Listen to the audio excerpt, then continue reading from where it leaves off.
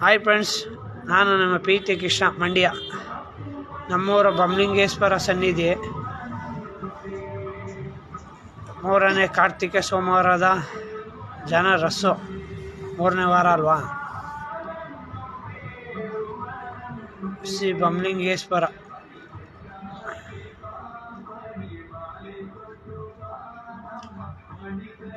ಆ ಕಡೆ ಇರೋದು ಗಣೇಶನ ದೇವಸ್ಥಾನ, ಅದು ಜನ ಇರೋದು.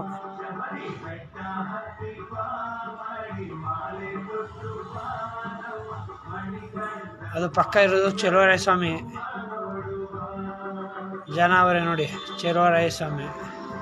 ಇದು ಶ್ರೀ ಬಮಲಿಂಗೇಶ್ವರ.